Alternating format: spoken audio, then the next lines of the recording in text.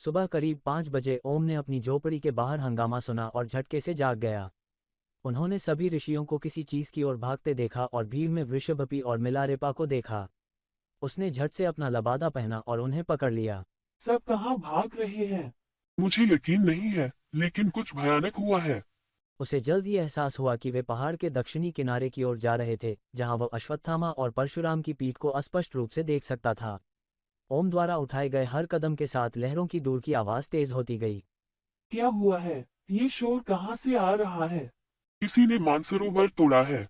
नष्ट किया हुआ? आपका क्या मतलब है? मानसरोवर नहीं है, पानी का बर्तन। यह एक जल निकाय है, सतह के क्षेत्रफल के साथ, जैसे 400 वर्ग किमी। तब तक चट्टान पर भीड़ जमा हो गई थी। सभी संत गंभीर और व्यथित दिख रहे थे। हर कोई निश्चल खड़ा था, मानो किसी प्रियजन की मृत्यु पर मौन धारण कर रहा हो। जैसे जैसे सूर्योदय करीब आ रहा था और आकाश हर गुजरते पल के साथ उज्ज्वल हो रहा था, अंततः सभी ने कैलाश की चोटी से तबाही देखी। जहां कभी मानसरोवर था, वहां अब एक और भी बड़ी झील दिखाई दे रही थी। ब्रह्मा की कल्पना से उत्पन्न हुई झील अब रावण झील द्वारा भस्म हो गई थी। ये बर्तन के आकार के बारे में नहीं है, लेकिन भीतर क्या संरक्षित है। झील की आत्मा का अपहरण कर लिया गया है। आत्मा के बिना शरीर क्या है? यह अब जल निकाय नहीं है, यह एक मृत शरीर है। किसने किया ये? क्या हो रहा है या? और ऐसे समय में परशुराम कहाँ जा रहे हैं? वह उन व्यक्ति को लाने जा रहे हैं जिनके पास हमारे प्रश्नों के उत्तर हो सकते हैं। धन्वंतरी के बाद केवल एक ही व्यक्ति है जिनके पास सभी उत्तर हैं। वो पिछले 5400 वर्षों से अमरनाथ में एक छिपी हुई गुफा में गहरी तपस्या कर रहे हैं, और परशुराम अब उन्हें जगाने जा रहे हैं। कौन? अभी जो मायने रखता है वह आपका प्रशिक्षण है। हम इसे तेज करेंगे। ओम की चेतना में कई सवाल घूम रहे थे, लेकिन इससे पहले कि वह उस जाल में उलझ पाता, वृषभपि ने उस पर हमला कर दिया। अचंभित होकर ओम ने खुद का बचाव करने की कोशिश की, लेकिन वह अपने हमलों का मुकाबला करने के लिए तैयार नहीं था। प्रभाव ने ओम को जमीन पर धकेल दिया। ये सोचकर कि अश्वत्थामा उसकी मदद क्यों नहीं कर रहा है, वह अपने पैरों पर खड़ा हो गया और उसने देखा कि अश्वत्थामा चुपचाप खड़ा था, अपनी अगली चाल का इंतजार कर रहा था, क्योंकि वृश्चिक ने फिर से ओम पर हमला किया था। सूरज उग चुका था और ओम को एहसास हुआ कि दिन के लिए उसका प्रशिक्षण पहले ही शुरू हो चुका था, बिना किसी चेतावनी के, और वह हनुमान के कबीले के बचे हुए प्राणियों में से अंतिम के साथ युद्ध के बीच में था, जो एक सेबरटूथ से भी अधिक मजबूत था। परशुराम मानसरोवर के तट पर खड़े थे। उन्हें खाली ऑक्सीजन सिलेंडर, भोजन के पैकेट, तंबू के लंगर और माचिस जैसी अन्य चीजें मिली, लेकिन उन पर दावा करने वाला कोई भी व्यक्ति नजर नहीं आया। जब परशुराम वहां खड़े थे, सोच रहे थे कि यह कौन हो सकता है, परिमल उसी फटे हुए नक्शे का एक और टुकड़ा पकड़े हुए मानसरोवर के पश्चिम की ओर जा रहा था, जो नागेंद्र ने उसे दिया था और जो उनके अगले गंतव्य को उजागर करता था। नागेंद्र उसके पीछे पीछे चल रहा था, जबकि एलएसडी दोनों के पीछे पीछे चल रहा था। जबकि ये दोनों पक्ष अपनी अपनी भूमिकाएं निभा रहे थे, किसी को नहीं पता था कि डॉक्टर बत्रा किस काम में व्यस्त थे। यह एक बयान कम और डॉक्टर बत्रा की प्रगति और विफलता की कहानी बताने के लिए पृथ्वी की ओर से श्रीमती बत्रा को दिया गया एक संकेत अधिक था। 2 और दिनों के बाद डॉक्टर बत्रा फिर से गिनी पिग की जांच करने गए। 1 सप्ताह हो गया था और वह पूह को पूरी तरह से ठीक होते देखने की उम्मीद कर रहा था, लेकिन लैब में घुसने पर उन्होंने पाया कि वो टेबल के नीचे बेहोशी की हालत में पड़ा था। उन्होंने इसे जांचने के लिए ऊपर उठाया और यह स्पष्ट था कि ये ठीक होने के नहीं बल्कि मृत्यु के संकेत थे। और फिर वही तेज के हाथ में पूह का निधन हो गया। यह नहीं हो सकता, तेज ने सोचा और उसका दिमाग दौड़ने लगा। ये बेहतर हो रहा था, लक्षण कम हो गए थे, ये दर्द में संघर्ष नहीं कर रहा था। उसका प्रयोग अपनी पत्नी को बचाने का इलाज खोजने के इतने करीब आ गया था, लेकिन क्या वह सब व्यर्थ था? यह नहीं हो सकता। उसने पूह की लाश को अपने हाथों में पकड़ रखा था। वह इतना टूटा हुआ था, वह पूरी तरह से टूट गया।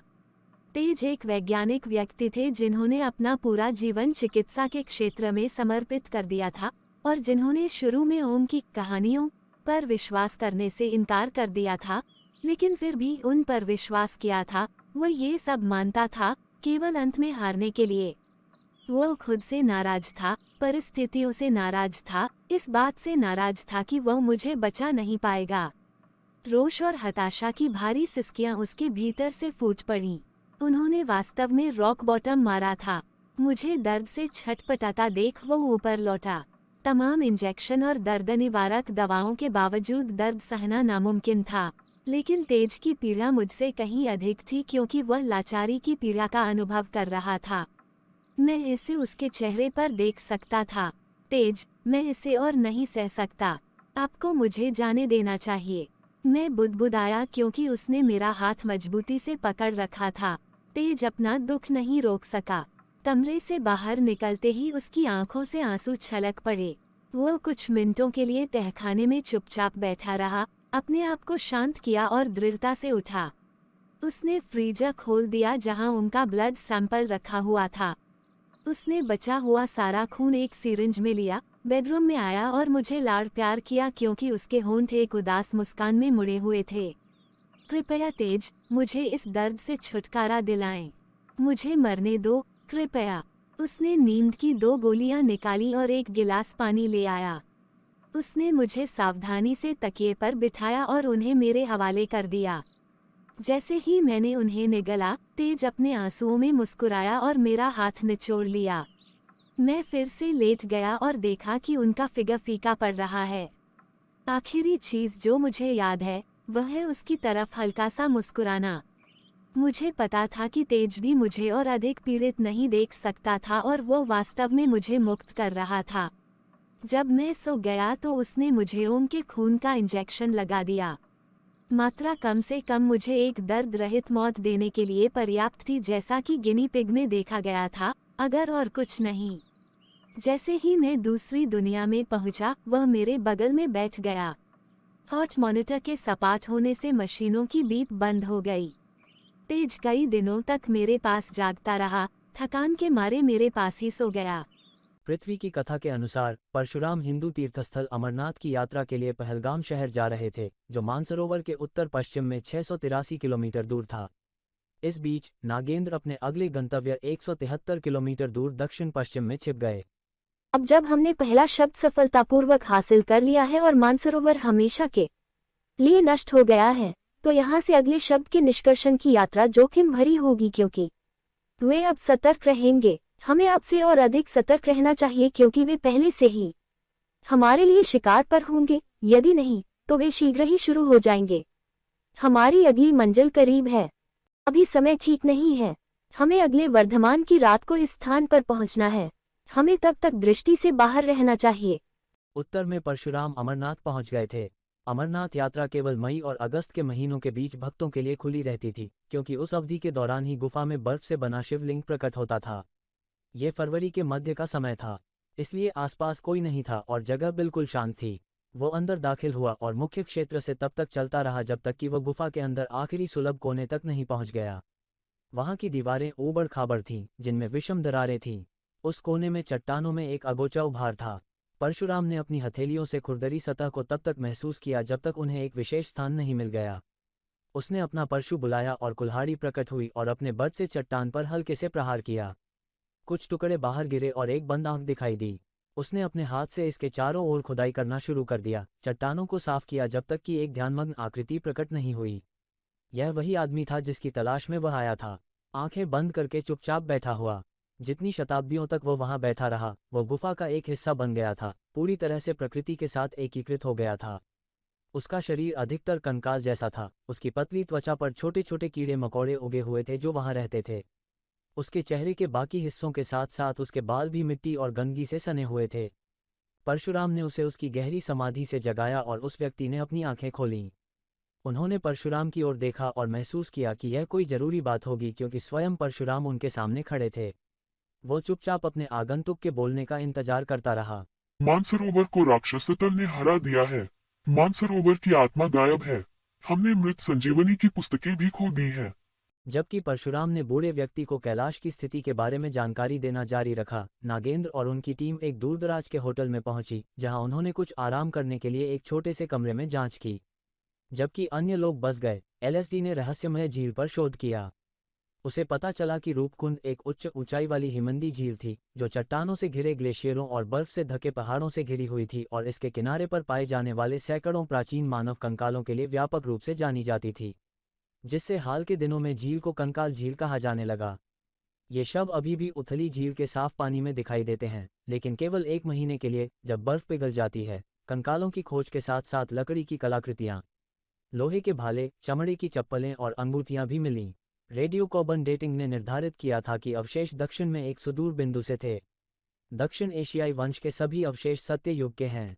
कंकालों के अध्ययन से मृत्यु का एक सामान्य कारण सामने आया: सिर के पिछले हिस्से पर कुंड बल का आघात। अगस्त 2019 में प्रकाशित एक अध्ययन में 38 कंकालों से निकाले गए डीएनए की जांच से पता चला कि आबादी ने युगों पहले झील पर नश्वर घटनाओं का अनुभव किया था। तभी नागेंद्र ने अपनी पुरानी धातु की बोतल निकाली और उसमें से शराब पी ली। फीके रंग ने इसे पुराना बना दिया, लेकिन इसके घुमावदार किनारों के चारों ओर नाचती रोशनी ने इसे नए जैसा चमका दिया। एलएसडी को याद करते हुए कहा गया कि वह कैंपिंग के अन्य उपकरणों के साथ उसे मानसरोवर में इधर उधर ले जा रहा था। मुझे पनडुब्बी में अपने कक्ष में वापस जाना है और मानसरोवर से अपना निष्कर्षण जमा करना है।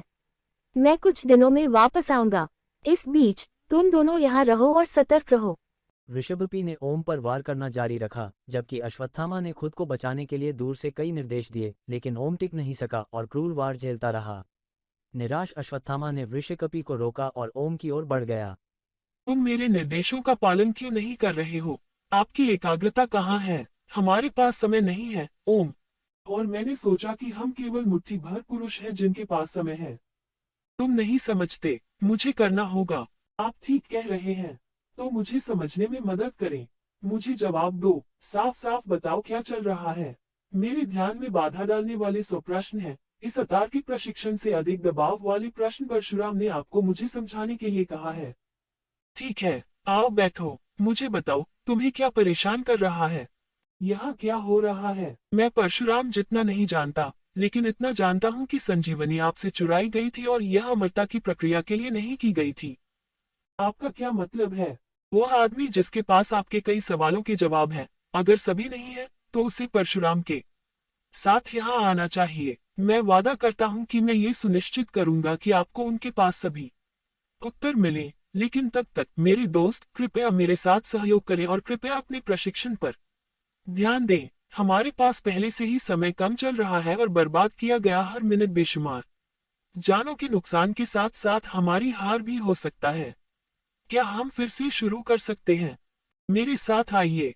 जब एलएसडी और परिमल मानसरोवर और रूपकुंड की 2 झीलों के बीच में एक स्थान पर अपने छोटे से होटल के कमरे में रुके हुए थे तो समय रेंगता रहा। एक सुबह परिमल ने अपनी मुट्ठी भींच ली और उसे कोई दर्द महसूस नहीं हुआ, इसलिए उसने अपनी हथेली पर बंधी पट्टी को खोलने का फैसला किया। एलएसडी करीब आया और ठीक हुए घाव के पीछे छोड़े गए निशान को देखा। यह निशान एक असामान्य परितारिका जैसा दिखता था, जिसके अंदर एक लंबवत लंबी पुतली थी।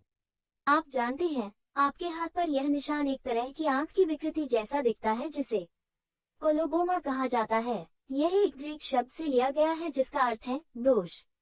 चिकित्सा साहित्य आमतौर पर इसे कीहोल के आकार के दोष के रूप में वर्णित करता है। ये दुर्लभ है और 10,000 जन्मों में एक से कम में होता है।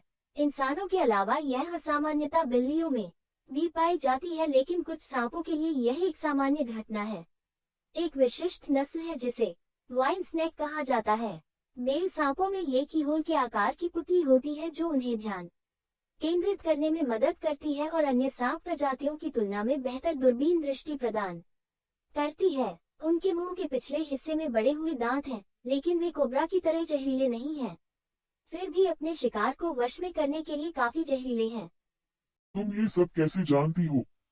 मुझे एक बार बचपन में सांपों पर एक प्रोजेक्ट रिपोर्ट, हालांकि मैं व्यक्तिगत रूप से सांपों को पसंद नहीं करता। संयोग से यह निशान बेल सांपों की आंखों जैसा दिखता है, तो मुझे याद आया। आप जानते हैं कि आप मुझे बता सकते हैं कि आप यहाँ क्यों हैं?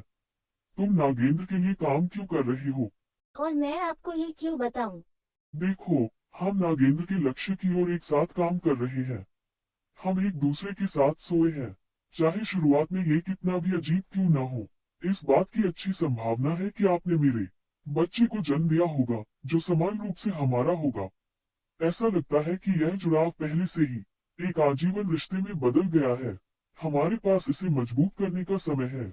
हमें एक दूसरे पर भरोसा करना सीखना होगा और इसके लिए हमें एक दूसरे को बेहतर तरीके से जानना होगा। आप निशान के बारे में सही है, यह कोई संयोग नहीं है। भारतीय उपमहाद्वीप में पाए जाने वाले वाइल्ड स्नेक में कीहोल के आकार की पुतलियां होती हैं। हालांकि इस चिन्ह का एक कारण है। जब मैं पैदा हुआ था तो मेरी आंख की पुतली मेरी हथेली पर कीहोल के आकार की पुतली थी। वो है अजीब। तुम मुठियां बंद करके गर्भ से बाहर आए और जब तुमने अपना हाथ खोला तो लोगों ने तुम्हें एक आंख की पुतली पकड़े हुए पाया। सबसे पहले मैं डॉक्टरों और नर्सों से घिरा हुआ पैदा नहीं हुआ था जिस तरह से आप मान रहे हैं। मैं केवल अपने पिता के सामने खुली मुट्ठी के साथ पैदा हुआ था, जबकि नागेंद्र कमरे के बाहर ये पुष्टि करने के लिए इंतजार कर रहा था कि वास्तव में मेरी हथेली पर वही नेत्रगोलक है। हमारे परिवार में पैदा होने वाला हर बच्चा खुली मुट्ठी के साथ पैदा होता है और हथेली के भीतर कीहोल के आकार की पुतली के साथ एक परितारिका होती है, ठीक उसी तरह जैसे आंख सॉकेट के अंदर मौजूद होती है। हालांकि ये नेत्रगोलक हमारी नसों से जुड़े होते हैं और हमारे रक्त को तब तक खींचते हैं जब तक कि वे हमारे हाथ से बाहर नहीं निकल जाते। लेकिन ये ऊतकों और कोशिकाओं से नहीं बने होते हैं, इसलिए ये कल्पना न करें कि वे हथेली के अंदर घूम रहे हैं और आसपास की चीजें देख रहे हैं। दिनों के भीतर नेत्रगोलक परिपक्व हो जाता है और बाहर गिर जाता है, एक निशान छोड़ जाता है जो समय के साथ ठीक हो जाता है और अंत में गायब हो जाता है क्योंकि मृत त्वचा वर्षों से चली जाती है। तो आपकी भी चमड़ी उतरती है और उस नेत्रगोलक का क्या होता है? हाँ, मैं भी चमड़ी उतारता हूँ, लेकिन सांपों की तरह नहीं, जैसा कि आप शायद कल्पना कर रहे हैं। और साथ ही हथेली से बाहर निकलने के ठीक 9 दिनों के बाद नेत्रगोलक स्वाभाविक रूप से रेत के कणों में बिखर जाता है। फिर वहाँ क्यों है? इससे कौन सा उद्देश्य पूरा होगा? मुझे नहीं पता। क्या तो पीढ़ियों से ऐसा होता आ रहा है और किसी को इसका पता नहीं चल पाया है? आप इसे बना रहे हैं, है ना? ये केवल एक कहानी है जिसे आपने अभी गढ़ा जब मैंने कहा कि आपकी हथेली में चोट का निशान एक आंख की तरह दिखता है। नहीं, मैं कुछ नहीं पका रहा हूँ। ये बहुत अविश्वसनीय है, मुझे तुम पर विश्वास नहीं है। शायद इससे मदद मिलेगी। आप देखते हैं, आपने अभी तक एक चीज पर ध्यान नहीं दिया है। LSD मेरी कोई हस्तरेखा नहीं है। मेरी कोई हस्तरेखा नहीं है क्योंकि मेरी कोई नियति नहीं है। मैं इसे नहीं बना रहा था। मैं वास्तव में नहीं जानता कि नेत्रगोलक किस उद्देश्य से काम करता है और यह 9 दिनों के बाद खुद को क्यों नष्ट कर देता है। लेकिन मैं चाहता हूँ कि तुम जानो कि मैं सच कह रहा हूँ और तुम मुझ पर भरोसा कर सकते हो। तुम यहाँ किस लिए हो? क्योंकि मुझे आदेश दिया गया है। इस सब के लिए उसने तुमसे क्या वादा किया है? कुछ नहीं। तो फिर तुम उसकी सेवा क्यों कर रहे हो परिमल? मैं वरदान और अभिशाप के योग का परिणाम हूँ। मेरा मतलब है कि कुछ स्पष्टीकरण की आवश्यकता होगी। क्या तुमने कभी कद्रू के बारे में सुना है? दृष्टा कश्यप, अघासुर, अष्टावक्र। ठीक है, अगर मैं आपका चेहरा सही पढ़ रहा हूँ तो यह निश्चित रूप से नहीं है। मेरा पूरा नाम परिमल नायर है और मैं नागवंशी हूँ। जैसे चंद्रवंशी चंद्रमा के वंशज हैं, सूर्य के सूर्यवंशी और अग्नि के अग्निवंशी। नागवंशी योद्धा शासक वर्ग के कई प्रमुख घरों में से एक है जो सांपों से उतरते हैं। मुझे खेद है कि आपको सांप पसंद नहीं है, लेकिन मैं मूल रूप से इस मानव शरीर के अंदर एक सांप हूँ।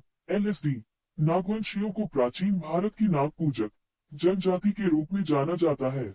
नायरों की प्रमुख देवी भगवती है, जो युद्ध और उर्वरता की संरक्षक देवी है। नाग की पूजा नायर परिवारों द्वारा कबीले के संरक्षक के रूप में की जाती है, क्योंकि हमें कद्रू के वंश वृक्ष का हिस्सा माना जाता है और दुनिया के सभी सांपों को उसकी संतान माना जाता है। ये सब सतयुग में शुरू हुआ, जब कश्यप नाम के एक ऋषि ने कद्रू नाम की भगवान ब्रह्मा की पोतियों में से एक से शादी की। वर्षों तक कद्रू दृष्टा की पत्नी के रूप में रही और उनकी सभी सुख सुविधाओं का ध्यान रखा। अपने कर्तव्यों के प्रति समर्पण से खुश होकर एक दिन कश्यप ने उसे अपनी पसंद का वरदान दिया। कद्रू ने 1000 सर्प पुत्र मांगे जो साहसी होंगे। कश्यप ने इच्छा पूरी कर दी और कद्रू गर्भवती हो गई। बहुत समय के बाद कद्रू ने 1000 अंडों को जन्म दिया। अंडों को सावधानी से गर्म पानी के जार में डाला गया, जिससे वे गर्म रहे। 500 वर्षों के बाद कद्रू के अंडे से बच्चे निकले और उसके पुत्र जीवित हो गए। इन पुत्रों के वंशज नागवंशी कहलाते हैं। अब आप सोच रहे होंगे कि नागेंद्र इस तस्वीर में कैसे फिट बैठते हैं। नागेंद्र मेरे परिवार के वंश का मालिक है। मेरा पूरा वंश नागेंद्र के प्रति अपनी निष्ठा का ऋणी है। उसके प्रति हमारी वफादारी वह कीमत है जो हम अपनी दृष्टि के लिए चुकाते हैं और उसके प्रति हमारी सेवा एक संपूर्ण मानव शरीर के बदले में है। ताकि हम इंसानों की तरह जमीन पर रह सके। मैं भगवान कृष्ण के बचपन की द्वापर युग की एक पुरानी और प्रसिद्ध कहानी का प्रमाण हूँ। मैं अघासुर वंश से आता हूँ। सत्य युग में अघासुर एक राक्षस अष्टावक्र नाम के एक दृष्टा के पास आया, जिसका शरीर 8 स्थानों पर विकृत था, जिसके कारण वह बेहद बदसूरत दिखाई देता था और टेढ़े मेढ़े तरीके से चलता था। अघासुर ने विकलांग दृष्टा पर हंसने की गलती की और उसके रूप और चाल के लिए उसका उपहास किया। अपमानित अष्टावक्र ने अघासुर को सबसे कुरूप नागों में से एक में बदलने का श्राप दिया, क्योंकि वे केवल एक जिगजैग पैटर्न में रेंग सकते हैं। श्राप से भयभीत अघासुर ऋषि के चरणों में गिर गया और क्षमा मांगने लगा। अष्टावक्र का क्रोध शांत हो गया, लेकिन वह अपने श्राप को वापस नहीं ले सके, इसलिए उन्होंने अघासुर से कहा कि द्वापर युग के अंत में भगवान विष्णु के अवतार उनके सर्प शरीर को मारकर और उनके सभी पापों से छुटकारा दिलाकर उन्हें इस अभिशाप से मुक्त करेंगे। अघासुर ने विष्णु की पुनर्जन्म के लिए एक नाग के रूप में हजारों वर्षों तक प्रतीक्षा की और इस बीच राजा कंस के भरोसेमंद सेनापतियों में से एक बन गया। कंस, जो कृष्ण को मारना चाहता था, कृष्ण की माता देवकी का भाई था। उन्होंने कृष्ण के जीवन पर कई प्रयास किए, कृष्ण के जन्म से शुरुआत की, लेकिन असफल रहे। उन प्रयासों में अघासुर के 2 भाई पूतना और बकासुर बच्चे के हाथों अपनी जान गंवा बैठे। कंस ने तब अघासुर को अपने भतीजे को मारने का आदेश दिया, जो पूतना और बकासुर की मृत्यु का कारण भी था। इस तथ्य से अनभिज्ञ कि जिस लड़के को मारने के लिए उसे भेजा गया था वह विष्णु का ही अवतार था, उसने एक 8 मील लंबे नाग का रूप धारण कर लिया। अपने खुले मुंह को एक पहाड़ से ढककर कृष्ण को निगलने के लिए जब वह कदम रखेगा, कृष्ण के बजाय उसके सभी चरवाहे मित्र अघासुर के मुंह में गलती से गुफा के लिए प्रवेश कर गए। उन्हें बचाने के लिए कृष्ण ने सर्प के मुंह में भी प्रवेश किया और फिर अपने शरीर का आकार बड़ा कर लिया। जवाबी हमले के रूप में दानव ने भी अपना आकार तब तक बढ़ाया जब तक कि वह और सांस नहीं ले सका। कृष्ण की ताकत से दबकर दानव की जीवन शक्ति किसी भी आउटलेट से नहीं गुजर सकती थी और इसलिए यह अंततः अघासुर की आंखों के सॉकेट से बाहर निकल गई। उसकी कीहोल के आकार की आंखें इधर उधर घूमने लगी और फिर बाहर निकल आई। इस प्रकार राक्षस सर्प का अंत कृष्ण के माध्यम से हुआ और अष्टावक्र का श्राप हटा लिया गया। लेकिन जब वह कृष्ण को मारने के लिए निकला था, तो उसने अपनी गर्भवती नागिन पत्नी सरपुती को पाताल शहर में छोड़ दिया था। अघासुर की मृत्यु के बाद उसकी पत्नी ने लोपाक्ष नाम के एक पुत्र को जन्म दिया, जो आधा सर्प आधा मानव था। क्योंकि अघासुर की आंखें उसके बेटे के जन्म से पहले बाहर निकल गई थी, लोपाक्ष अंधा पैदा हुआ था। आंखों के सॉकेट के स्थान पर सादी त्वचा थी। लोपाक्ष वो बच्चा जो न तो सांप था और न ही इंसान। पाताल शहर से निकाल दिया गया था। सरपुती ने पाताल को अपने शिशु के साथ किसी ऐसे व्यक्ति की तलाश में छोड़ दिया जो उसके अंधे बच्चे को ठीक करने की क्षमता रखता हो। जैसे जैसे लोपाक्ष बूढ़ा होता गया और सरपुती बड़ी होती गई, अपने दृष्टिहीन आधे आदमी आधे सांप के बेटे के साथ जमीन पर छिपती और भटकती रही, एक उपाय की तलाश में, जब तक कि वह आखिरकार अपार अलौकिक शक्तियों वाले एक व्यक्ति से नहीं मिली, जो कोई भी वरदान दे सकता था और किसी भी बीमारी का इलाज कर सकता था।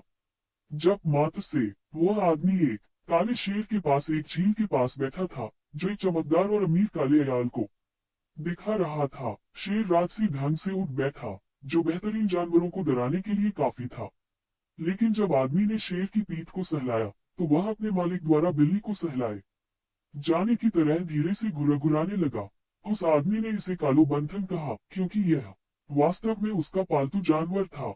आप लोपाक्ष के उत्तराधिकारी हैं। मुझे उसके बारे में पता है।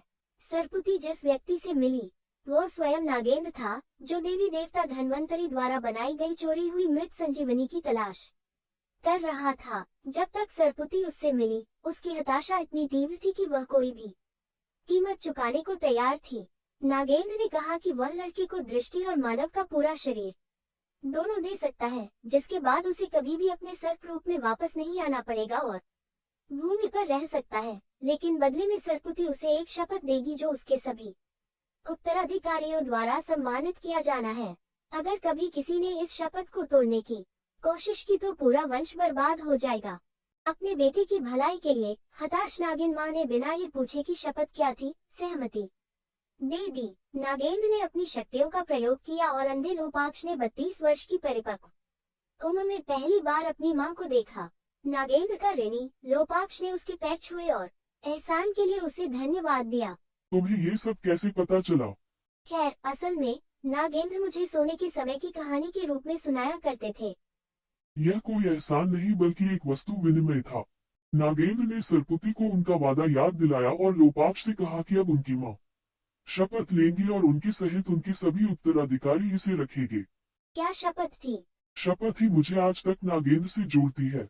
सरपुती आगे आई और बोली, महाराज, मैं शपथ लेने और उसका पालन करने के लिए तैयार हूँ, इसलिए उसके बाद मेरे बेटे लोपाक्ष और उनके उत्तराधिकारी होंगे। मुझे बताओ कि एहसान वापस करने के लिए हमें क्या करना चाहिए। लोपाक्ष अपनी माँ के पास खड़ा होकर चुपचाप देखता रहा।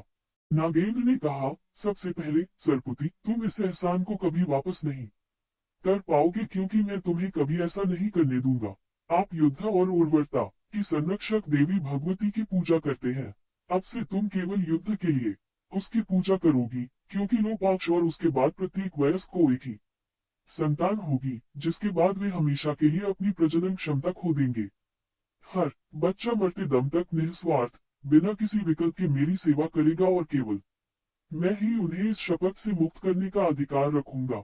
यदि आपके उत्तराधिकारियों में से कोई भी इस व्रत को भंग करने के बारे में सोचता है, तो वे अपने सपनों में देखेंगे कि उनके पूर्ववर्तियों को स्वर्ग से बाहर निकाल दिया गया है और जीवित अपने अर्थ सर्पों के मूल रूप में बिना दृष्टि के वापस आ गए हैं।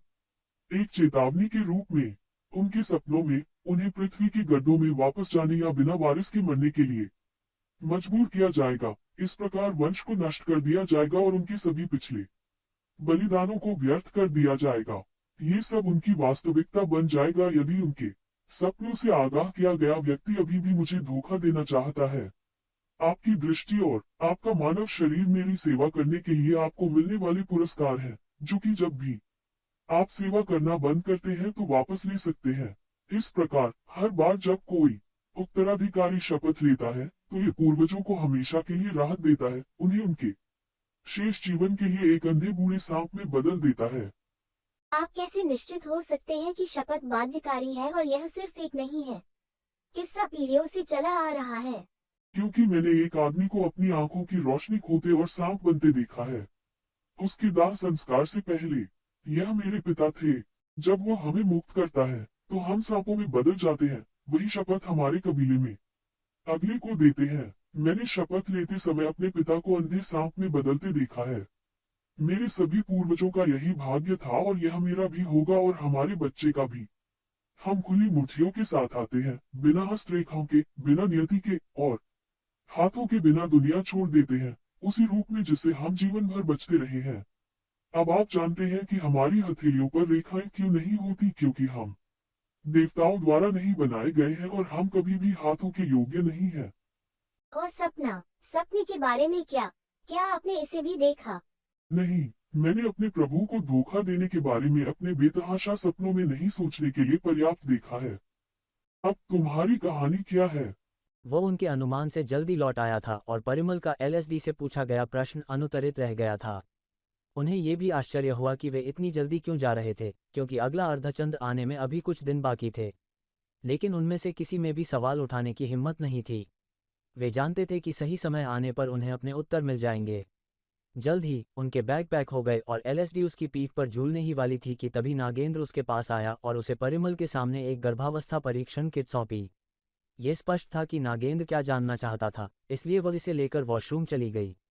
परिमल चुपचाप आदेशों का पालन होते देखता रहा। नागेंद्र ने परिमल को एलएसडी का बैग भी ले जाने और उसके साथ बाहर चलने का इशारा किया। कुछ ही मिनटों में एलएसडी उनके साथ जुड़ गई और परिमल से अपना बैग वापस ले लिया। नागेंद्र की ओर देखा।